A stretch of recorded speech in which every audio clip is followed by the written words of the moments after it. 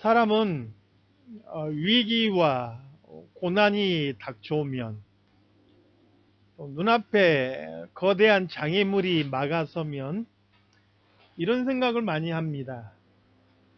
이 고난만 지나가면, 이 위기만 넘어가면 내가 훨훨 나를 수 있을 텐데, 이 장애물만 치워진다면 내가 더 잘할 수 있을 텐데, 이런 생각들을 합니다. 신앙에서도 그렇죠. 이 고난과 이 위기만 넘어가면 내가 정말 하나님 앞에 충성하고 내가 정말 헌신할 텐데, 이런 생각들을 많이 하죠. 그런데 문제는 고난이나 인생의 장애물이라는 것은 결국 하나로 그치지 않는다는 거예요. 그건 넘어가면 헐헐 나를 수 있을 것 같고 뭔가 더 잘할 것 같은데, 또 다른 시련과 고난, 또 장애물이 우리 앞을 막아선다 하는 것이죠. 그리고 대개의 경우는 그런 상황이 되면 이전에 감사했던 마음, 또 지난 고난을 넘어가면서 다짐했던 그런 신앙은 흔적도 없이 사라지고 마는 거예요. 새롭게 내 앞을 막아서는 문제나 그 장애물만 산더미처럼 크게 그렇게 보인다는 거예요. 출애굽기는 이스라엘을 통해서 오늘날 우리 성도들의 삶을 보여주는 성경이지요. 이 출애굽기에 보여지는 이스라엘 백성들의 모습이 바로 그런 모습이었어요. 우리랑 다르지 않다는 거죠. 이스라엘 백성들이 애굽, 이집트에서 번성해 가자 이집트 왕조에서는 굉장한 위기의식을 느꼈던 것 같아요. 이들이 혹시 불온한 무리들과 결탁해서 반란을 일으키지 않을까라는 두려움이 있었던 것 같아요. 그래서 이스라엘 백성들을 억누르기 위해서 아주 힘들고 고통스러운 그런 노동의 짐을 지운 거죠. 그것뿐만 아니라 그들의 어떤 그 번성을 제한하기 위해서 아이를 낳을 때 남자아이면 나일강에 던져 죽이라, 이런 명령까지 내릴 정도였습니다. 이들이 얼마나 고통스러웠으면 탄식하면서 하나님 앞에 부르짖죠. 어떤 꿈도 꿀 수 없고 어떤 미래에 대한 소망도 자녀들에게 물려줄 수 없는 그런 상황이었어요. 그때 하나님께서는 모세를 이스라엘 백성 중에 보냈지요. 모세가 그 백성 중에 가서 하나님께서 너희들의 탄식을 들으셨고 하나님께서 너희를 찾으사 너희를 고난 중에서 건져내시려고 하신다, 이렇게 이야기를 합니다. 이 말을 들은 이스라엘 백성들이 다 고개를 숙이며 하나님을 경배하는 것을 보지요. 그런데 불과 얼마 되지 않아서 모세의 말을 듣지 않는 바로가 이스라엘 백성들에게 이 노동의 짐을 더 무겁게 지우자 금세 모세를 원망하고 그를 배척하고, 그리고 하나님께서 너를 판단하시기를 원하노라, 이렇게 부르짖는 이스라엘 백성들의 모습을 보는 거예요. 그것뿐만이 아니에요. 하나님께서 10가지 재앙으로 애굽을 치시고 이것 때문에 견디지 못한 바로가 결국 이스라엘 백성들을 놓아줬어요. 이 얼마나 감격스러운 순간인가요? 세계적인 강대국 이 애굽의 바로가 결국 하나님 앞에 굴복하고 그들을 노예의 신분에서 해방해서 자유자로 내보내준 거예요. 감격하고 그들이 춤을 추며 기뻐했을 거예요. 그런데 그들 앞에 홍해가 딱 가로막고 있는 거예요. 뒤늦게 후회한 애굽의 바로의 군대가 그들의 뒤를 쫓아오는 거예요. 앞에 홍해는 거대해서 건널 방법이 없어 보이고요. 뒤를 쫓아오는 애굽의 군대와는 타협할 길이 없어 보이는 거예요. 이 앞뒤로 막혀서 영락없이 죽게 된 것이죠. 바로 그때 이들은 그들을 건져내었던 감격이나 그 은혜는 금세 다 잊어버리고 모세를 원망하고, 그리고 그들이 부르짖는 그런 모습을 보게 되죠. 야 모세, 우리를 내버려 두라 하지 않았어. 결국 우리를 이곳까지 데려와서 이 광야에서 죽게 한단 말이야. 이렇게 모세를 원망했다 하는 것이죠. 오늘 본문만 그런 게 아닙니다. 출애굽기와 민수기의 역사가 계속 그게 반복이 돼요. 홍해를 건너면서 그들이 감격하고 기뻐서 소고를 치며 춤을 추며 찬양하는 모습이 15장에 나와요. 그리고 15장 이후에 16장에 넘어가면 그들이 금세 하나님을 원망하는 모습이 나와요. 물이 없어서 목마르다고. 이게 반복되는 것이 바로 광야의 삶인 것이죠. 신앙인은 앞에 놓인 장애나 또 앞에 다가오는 고난을 무시하거나 두렵지 않은 것은 아닙니다. 그게 아무것도 아니라는 것을 말씀드리는 게 아니에요. 누구에게나 장애물은 힘든 것이고 고난은 고통스러운 거예요. 내가 어찌할 수 없는 문제를 만나면 사람들은 두려울 수밖에 없는 거예요. 그런데 바로 이때 우리 신앙인에게 필요한 것이 뭐냐? 믿음이라는 거예요.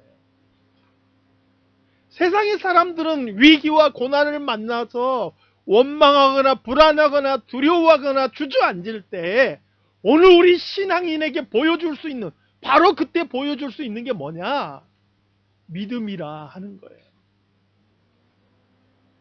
요한일서 5장 4절에서 5절 말씀에 보니까 무릇 하나님께로부터 난 자는 자마다 세상을 이기느니라. 세상을 이기는 승리는 이것이니 우리의 믿음이니라. 예수께서 하나님의 아들이심을 믿는 자가 아니면 세상을 이기는 자가 누구냐? 세상의 사람들은 거대한 장애물 앞에서 절망하고 두려워할지 모릅니다. 아니, 우리 성도들도 절망스럽고 두려워할 수 있어요. 그게 없다면 사람이 아니겠지요. 그러나 우리 성도가 세상과 다른 것이 있는데 바로 그 순간에 우리가 가지고 있는 믿음이 있다 하는 거예요. 바로 예수께서 전능하신 하나님의 아들이시여 우리를 구원하신 구주이시다. 바로 그분이 우리와 함께 하신다라는 바로 그 믿음이라는 거예요. 오늘 본문은 그 믿음을 가진 자들이 어떻게 행동하는지, 또 어떻게 행동해야 하는지를 보여주고 있는 거예요. 크게 두 가지로 살펴보기를 원합니다.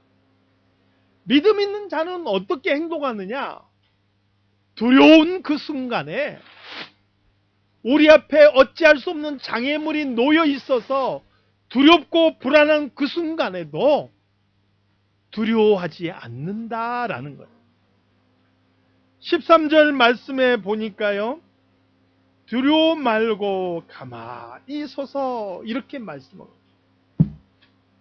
두려워하는 이스라엘 백성들을 향하여서, 그리고 외치고 부르짖는 그들을 향하여서 모세가 한 첫 번째 메시지가 뭐냐?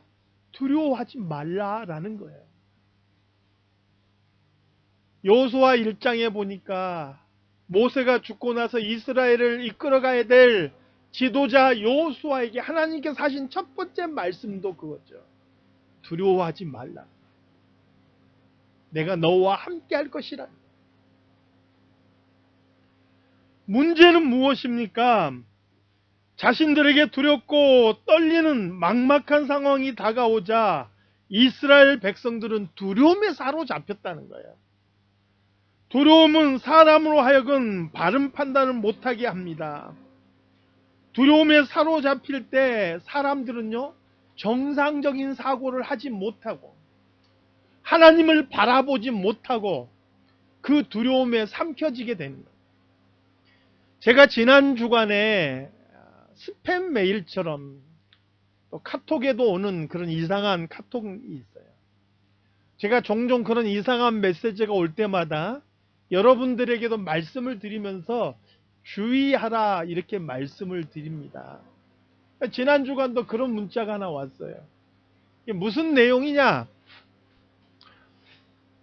코로나 백신이 12월 중순 정도부터 시작해서 접종이 시작된다는 거예요.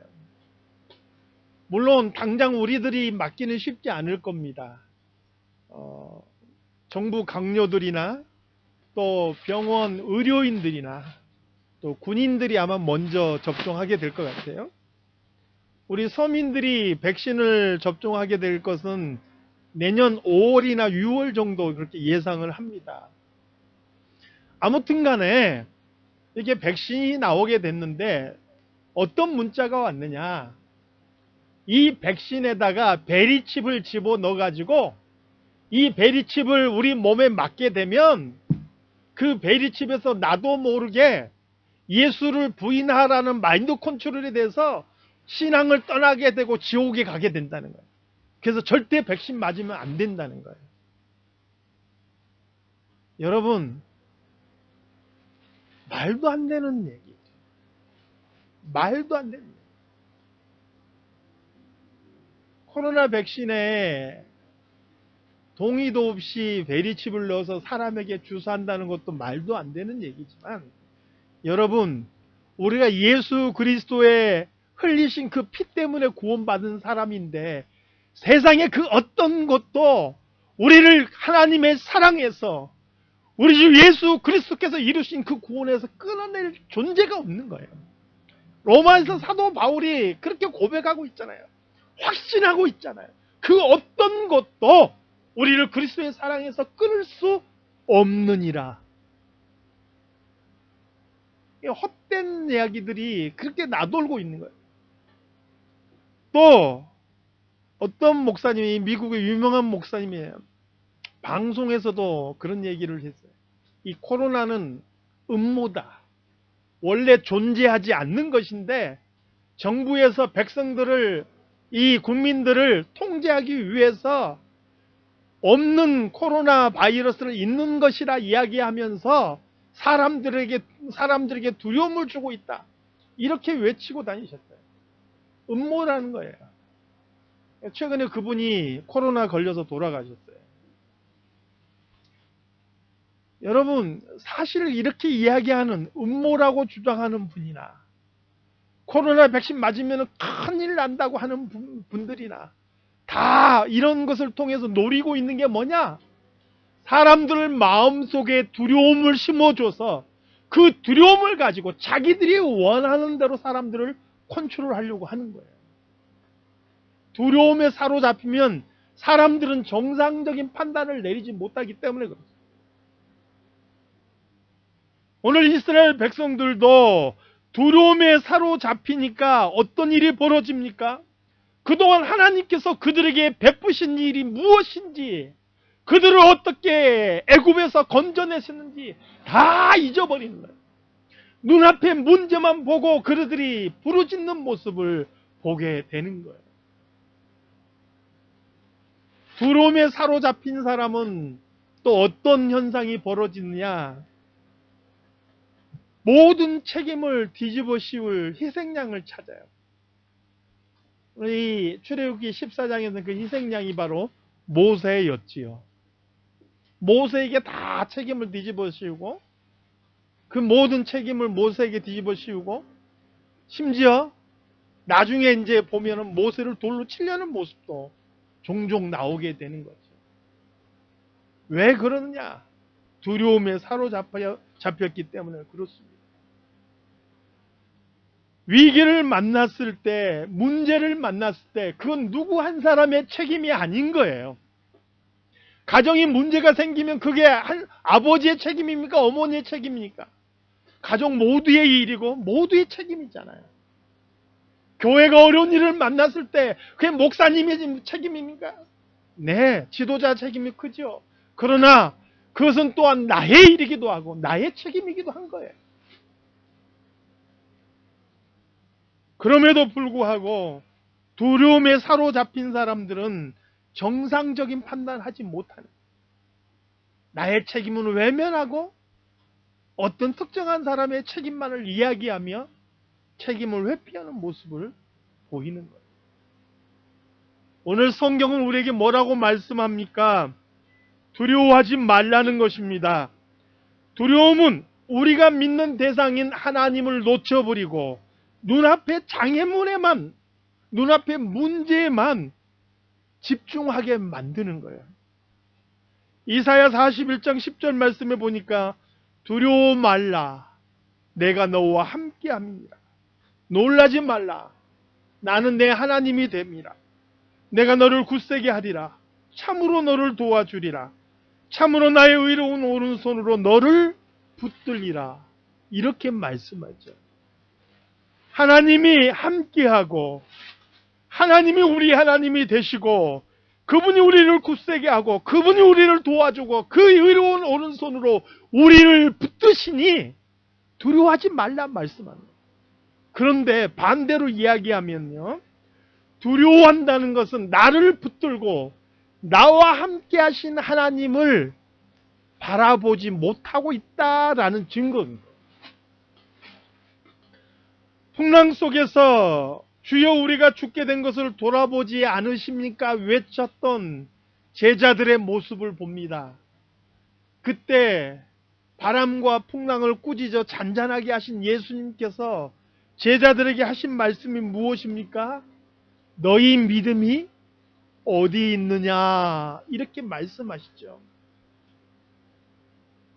고난과 위기 속에서 두려움이 우리를 삼키려고 할 때 우리의 믿음이 어디 있습니까?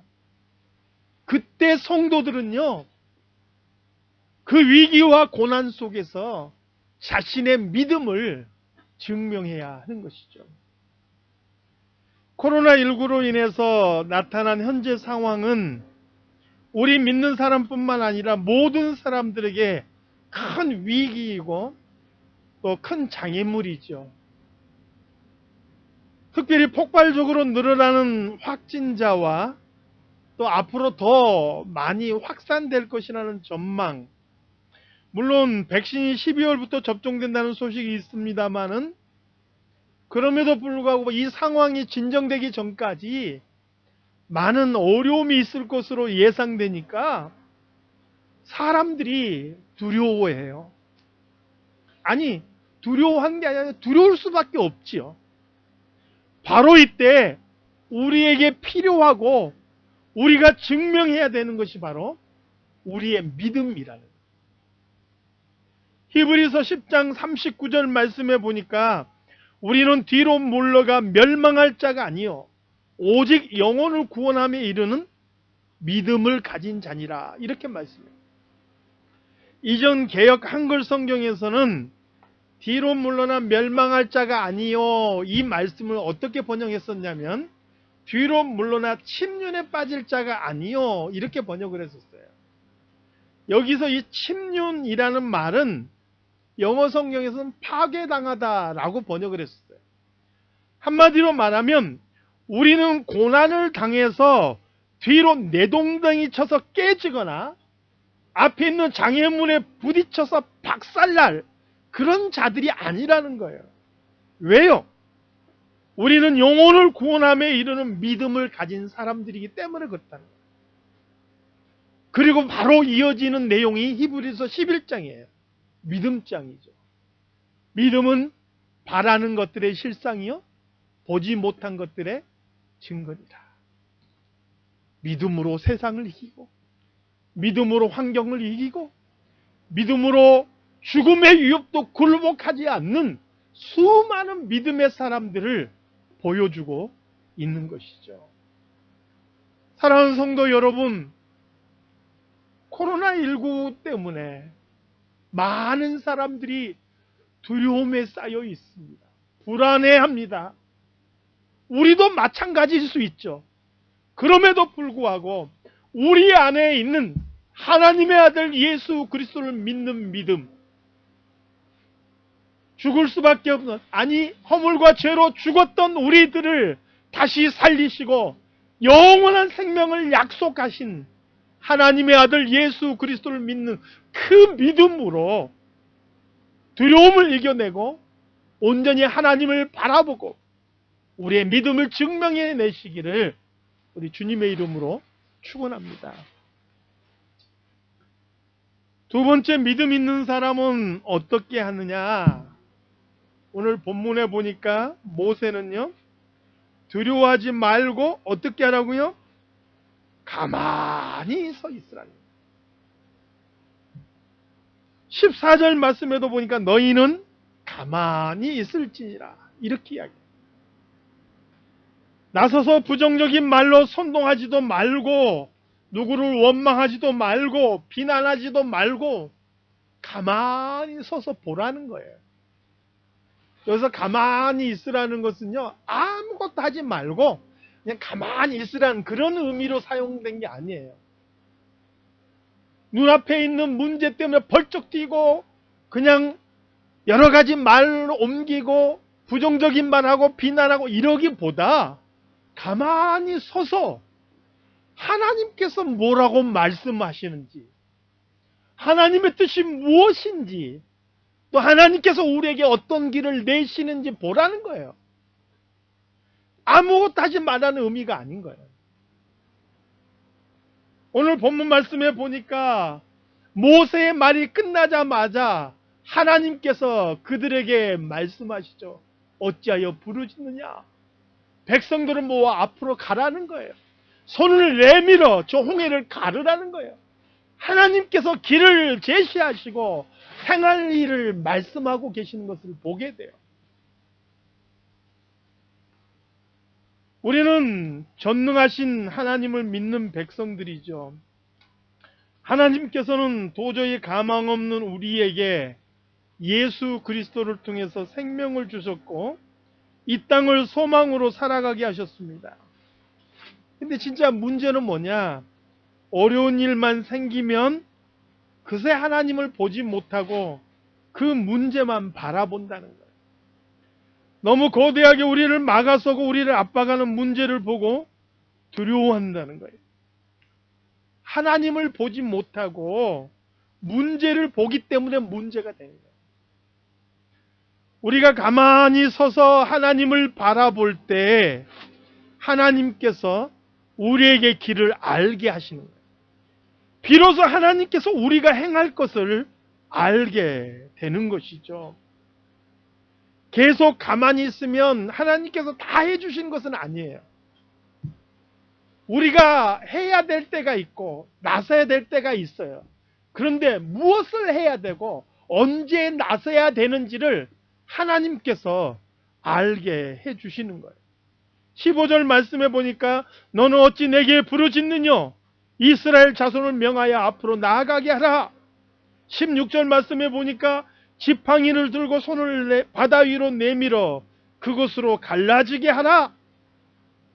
하나님께서 행할 길을 가르쳐 주시고 언제 무엇을 할지를 알게 해주시는 거예요. 지도자는 하나님의 뜻을 받들어 방향을 제시하고 백성은 순종함으로 나아가는 것이 필요한 것이죠. 그렇게 되면 눈앞에 앞을 가로막고 있는 장애물 속에서도 길이 열리게 되는 거예요. 뒤를 압박해오는 문제는 침몰돼서 다시는 우리 눈에 띄지 않게 되는 거예요. 오늘 본문에도 그렇잖아요. 앞을 가로막고 있던 홍해는 갈라져서 그들이 마른 땅처럼 건너게 됐던 것이고 그들이 뒤를 쫓아왔던 애굽의 병사는 홍해 가운데 빠져서 다시는 그들의 눈에 띄지 않게 된 거예요. 가만히 서서 우리의 입을 다물고 하나님께서 하신 일을 보았더니 하나님께서 길을 내주시고 그 길을 따라 행하였더니 큰 구원의 역사가 나타나게 되었다 하는 것이죠. 고린도후서 4장 7절에서 9절 말씀에 보니까 우리가 이 보배를 질그릇에 가졌으니 이는 능력이 심히 큰 것이 하나님께 있고 우리에게 있지 아니함을 알게 하려 함이라. 우리가 사방으로 우겨쌈을 당하여도 쌓이지 아니하며 답답한 일을 당하여도 낙심하지 아니하며 핍박을 받아도 버림받지 아니하며 거꾸로 뜨림을 당하여도 망하지 아니하는 이유가 뭐냐? 바로 예수 그리스도의 생명이, 그분을 향한 믿음이 우리 안에 있기 때문이 아니겠습니까? 사랑하는 성도 여러분, 지금이 고난의 시기고 지금이 위기의 시기라는 것은 누구나가 다 알아요. 그런데 이러한 시기에 우리 예수 믿는 사람도 믿지 않는 사람과 똑같이 행동하고 똑같이 판단하고 똑같이 두려워하면 도대체 우리의 믿음은 무엇이 되겠느냐 하는 거예요. 이런 때이지만 우리는 하나님을 바라보아야 하는 것이고요. 하나님께서 우리에게 어떤 길을 인도하실지를 가만히 서서 지켜봐야 되는 것이고요. 하나님께서 우리에게 깨닫게 하시는 대로, 말씀을 통해서 보여주시는 대로 순종하며 나아가야 되는 거예요. 결코 두려움에 사로잡혀서는 안 되는 거예요. 두려움에 사로잡히면 뒤로 물러나서 깨어지는 거예요. 침륜에 빠진다는 게 그거잖아요. 뒤로 물러나게 되고 뒤로 물러난 자는 깨어지게 되는 거예요. 사랑하는 성도 여러분, 비록 환경은 우리 앞에 장애물로 막아서지만 이 장애물을 넘어서 예수 그리스도를 향한 우리의 믿음을 온전하게 증명할 수 있는 저와 여러분이 다 되시기를 우리 주님의 이름으로 축원합니다. 하나님 아버지,